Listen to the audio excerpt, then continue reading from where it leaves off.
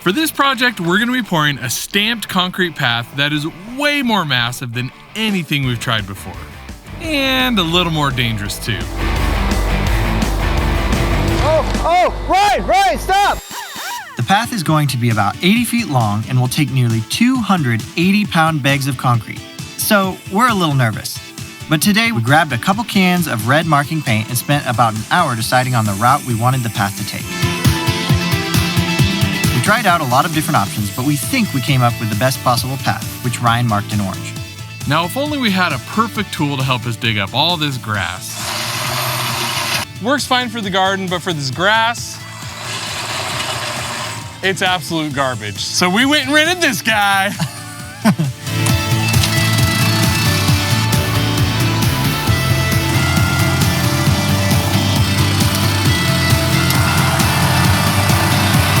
So I just finished tilling. It took like, gosh, what do you think, Dan? Like 10 to 15 minutes? Yeah, it was real fast. And it's literally gonna save us hours of digging. After just a few minutes, I got the bright idea to bust out the really heavy machinery. But sometimes we just need to stick to being bros. Because that was not the right choice. Ryan, stop! Did I run into it? Yeah! Man, I should have thought to say something. I was just focusing on filming. To be honest, this looks worse than it actually is. We'll replace the post with a new 4x4 later, but for now, we just use a ratchet strap to pull it back into place and braced it with some 2x4s on each side. It's not pretty, but it will definitely hold. And ultimately, we learned that the skid steer wasn't the right tool for the job. It dug too deep and couldn't really handle the curves of the path. So we just sucked it up and got back to shoveling. I wanted the path to be 40 inches wide, so we actually dug out about 44 inches to make sure there was plenty of room on both sides for the forms and the stakes. With both of us digging, it only took a couple hours, and even though it was super hot outside, it didn't kill us. It's just hard, manual labor that somehow is so satisfying to watch other people do. Are you not entertained?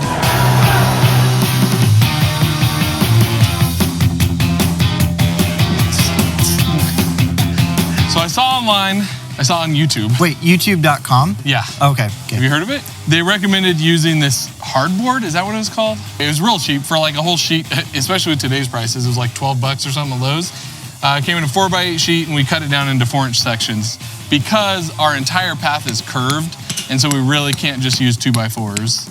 Now, that might sound like a really smart decision, but I can't stress this strongly enough. It was the biggest mistake of the entire project. Forget the skid steer knocking over a post. These forms absolutely did not work. This is gonna be great. Unfortunately, with concrete, you don't always realize you made a mistake until the end. After cutting up some rebar, we finished prepping the path for pouring. And just in the nick of time, too. It was already 95 degrees out there. Just look at his neck. After Ryan backfilled the forms with some dirt, we were ready to start pouring. But first, we divided the pathway into 2 sections. We just didn't think we'd be able to mix and pour the entire thing in one day. And it turns out we were right.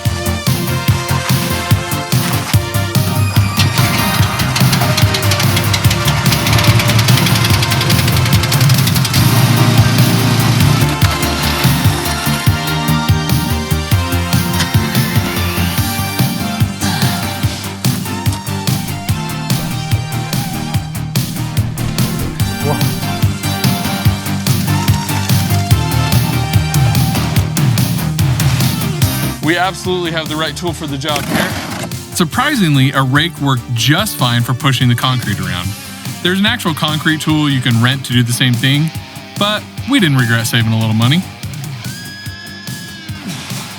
Now, on this channel, we really try to learn from our mistakes. In the last video, we mixed our concrete way too dry. This time though, I think we got it right. Ryan mostly worked on spreading the concrete in the forms, while I kept the mixing process free of troublemakers and on schedule. Oh no! That was a mistake.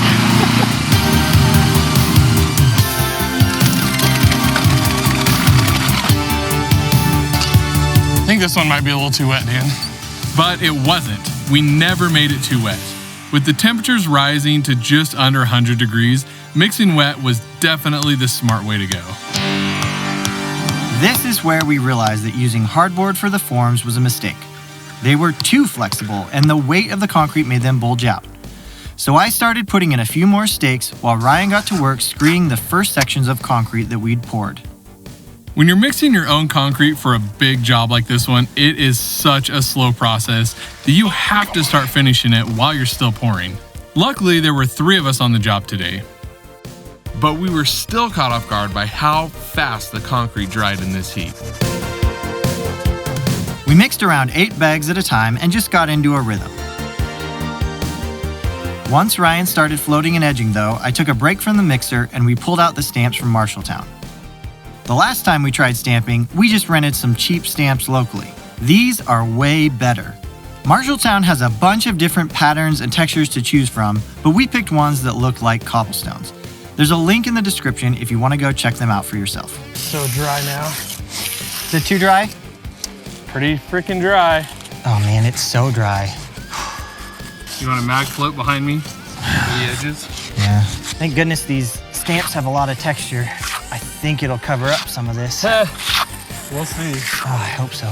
We quickly started scattering our release powder on top of the concrete, hoping that we hadn't waited too long to start stamping.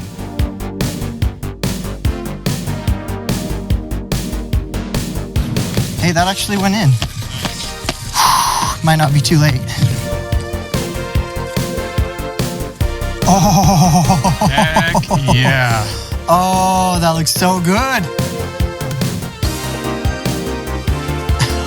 Nice. These stamps are so much better. Dude. We also used a simple trick that we learned from Mike Day Concrete on YouTube. Anywhere the stamps didn't indent properly, like next to the forms, we took a paint roller and just cleaned up those lines a little bit. At one point, I didn't put enough release powder on the concrete before stamping, which left suction marks on the surface, rather than the nice cobblestone texture. So we just threw more release powder on top and stamped it again, and it turned out fine.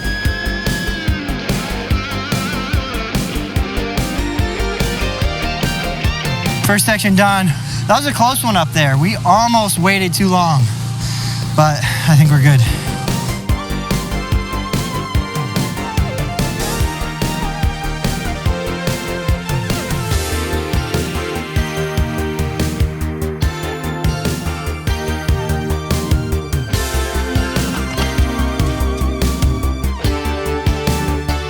Obviously, there were some finishing mistakes at the end that we probably should have caught. But physically and mentally, we were just worn out. I'm so glad we only did one half of the path today. It was a hot day, but the result was definitely worth it. And I think the second half is only gonna get better. For the second day of pouring, I added a lot more stakes to the form. My hope was that it would stop the forms from bulging completely, but it really didn't fix it. On the plus side though, we were doing a lot better at mixing and finishing the concrete. Ryan's float work and edging were on point, and the mixture was consistently easier to work with.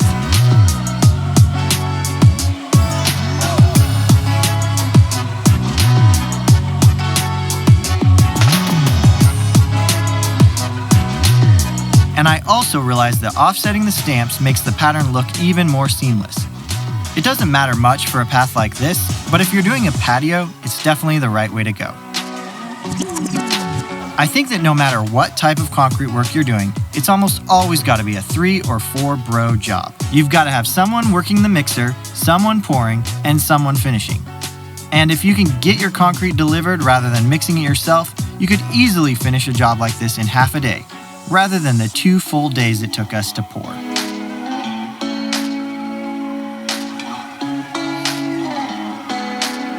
It's so hot. In the end, all of our hard work was absolutely worth it. Is it professional grade? No. But for our first big concrete project, I am super happy with it. Especially because we saved a ton of money by doing it ourselves.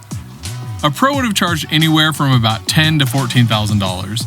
but all our materials and rentals only cost us around $1,300. That is pretty dang good. If you guys want to support the channel to help us continue making these projects, you guys can go check out our merch link in the description below. We also recently started a Patreon. You can check that out in the description below too. The last thing to do was remove the forms and wash off all the extra release powder that didn't get pressed into the concrete. Well, that was a brutal project, mostly because of the heat, but overall, I am really satisfied with how the sidewalk turned out. Yeah, it looks great. There are a few things that I wish had turned out better. We kind of hinted at why you shouldn't use the hardboard as forms. Well, this is why. It's just not strong enough to hold its shape. Just don't use it, guys. Don't use it. We would have had to double it up, maybe triple it up to really make it strong enough. Plywood is the way to go. Definitely do your research if you're gonna do your own path. Luckily, the stamp itself, the texture on top, makes this path look so much better than our skills actually deserve. There's a lot of places though we didn't quite get the stamp deep enough, and you can see right here, like there's just not the texture in there that there should be, but overall, I'm really happy with how it turned out for our first big concrete project we've ever done. Yes, and when we do this again for the bro shed, I will definitely use this same stamp. We'll do it a lot better, and it's gonna look amazing. Thank you guys so much for watching. Hit that subscribe button if you haven't already. Hit that like button. It helps the algorithm get our video out there, and it really helps us out. See you next time. So I should probably go tell Amber I broke the house.